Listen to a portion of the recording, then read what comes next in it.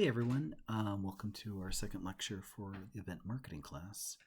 This one is just going to be a quick discussion about what is event marketing, just cover some basic terms, and really this is going to be a series of a couple of videos because I'm trying to keep them shorter this year, and I want to stay focused on clear questions. So when we think about event marketing, it really kind of starts with, why are we talking about this as a class? What is the reason events make sense for us to be talking about? And that's a great question because it starts, off with this very true observation. Most marketing programs don't have a class in event marketing. So what's Kyle up to this time? It's not just that they don't have a class. If you really ask most marketing professors or marketing professionals, hey, can you rattle off what are the different subdisciplines of promotion? Most of the time, they're not going to list event marketing. And I think that's going to change over time. I think it's unfortunate, but that's where we're at today. So I can understand why some people have some hesitation. There are very, very few books or even just online resources like good articles that are dedicated to event marketing. There is actually a whole bunch of literature on event planning, and we're going to talk about that more in the next video. But when it goes to event marketing, it's it's still kind of the Wild West. It's still fairly new when we think of it as an academic area of study. It's been going on for a long, long time, but people don't really wrap their heads around it and think of it as a unique and different experience from sales or content marketing. When there are classes that are taught in events, it's usually not in marketing programs, but it's usually covered in hospitality degrees. That makes sense because most of what is taught around events is around event planning, event management. It's really thinking about the logistics, the operations. So that does not surprise me. That's why a lot of this is not focused on event marketing. Another thing I want to really kind of talk about, like why am I teaching an event class, is it's not that I'm just trying to push for event marketing. I really am always pushing about relationship marketing. I don't know who you've taken that class with, but when I teach it, I love to say that relationship marketing is the future. It is where the jobs are going to go. It's what you need to embrace. Event marketing is not, relationship marketing is not a subdiscipline of promotion. Relationship marketing, kind of like branding, is something that touches all aspects of marketing. It is covering product and price and distribution as well.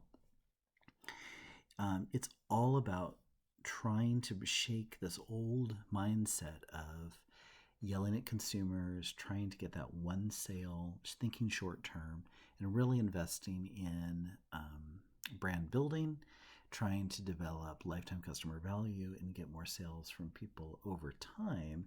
And more, not even just sales, but getting them to love the brand so they will speak well of it and they will be evangelists and they will create word of mouth, which is the best type of marketing, of course, because it's got a stamp of approval from somebody you know. So, absolutely, event marketing is a priority to me because I think it's one of the greatest ways that you can practice the art of relationship marketing.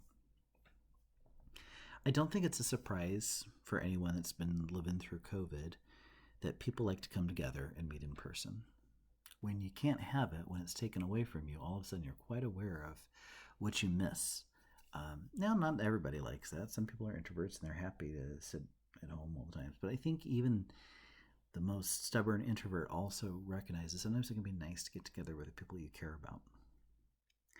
And it's not just that people want to get together. It's just that when we do so, it allows us to communicate with each other differently. And that opens up doors for us as marketers.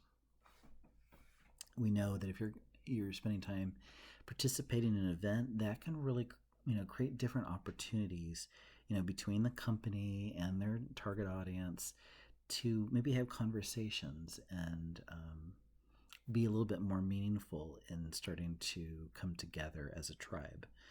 It can sound a little bit cliche, a little bit, heavy-handed, but I think it is true. I think that is what brands need to do, is they need to have authentic relationships with their consumers, really answer their questions, really provide value. To not do so, it will mean you will not be competitive in the future. That's just the consumer is in control, and you really need to be speaking their language and providing them with what they need. So just the key takeaway here, event marketing, it's a approach to implementing relationship marketing efforts on behalf of your client. So that's a big reason why we're doing this. Okay, what constitutes an event? Events are used in many different ways. In this class, we are primarily focusing on the idea that people come together in a physical space or maybe in a digital space. And this is a social occasion that brings the people together, and there's usually a common purpose of why we gathered in the first place. Now, just because that's what we're talking about in this class, I want to make sure we also are straight with each other about the idea that event is used in marketing in many other ways. In a lot of digital marketing classes, I might say, hey, we want to drive these consumers to take action. And an action would actually be identified, as an event in Google Analytics. It's a term that's commonly used to talk about conversions and types of engagement that might happen that we can identify. We also use it in another way if we're doing like a certain promotion, like a sale. That is an event. Even though we're not necessarily gathering, people aren't coming together in a physical place, it's taking place in an e-commerce environment. It's something basically between you and the brand. You took advantage of a sale. But the sale, because it's this limited duration, we're trying to create excitement around it, we begin to market it as an event. When we think about what event marketing was used in the past, we think of it as people gathering in a physical location. But even before, COVID really changed things over the past year and a half, we knew that people were spending so much time on their phones or their tablets or their computer screens. Knowing that, we were seeing a shift away from only doing these in-person events to maybe doing virtual events. And then once COVID hit, according to this statistic here from CVent, from 19 to 2020, we saw a 290% increase for virtual meetings. Now, we know a lot of that was out of necessity, but I also think that should this COVID situation ever get under control, I don't think we're going entirely back. I think there's a lot of buy-in to this approach. Now, a lot of what we're going to talk about in this class is thinking about the shift from in-person to virtual, or even more so around hybrid.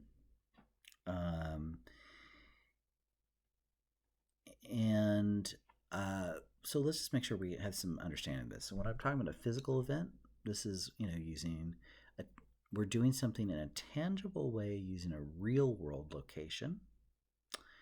And that might be really good because we know that oftentimes if we're in person, it can really help develop relationships. You get that personal touch. You shake someone's hand. You look into their eyes. There's no denying that that has an impact. If you're doing a virtual one, this would be bringing people together digitally in an online environment. This is very, very different. You're going to have lots of different kinds of engagement. That's not necessarily worse. It's just going to be a different experience. It's also going to mean there's lots of different challenges about how you're going to implement that operationally. But, sometimes it's not just challenges. It's also huge wins, like tremendously lower cost. A hybrid event is where we mix the two, so you are trying to get the best of both.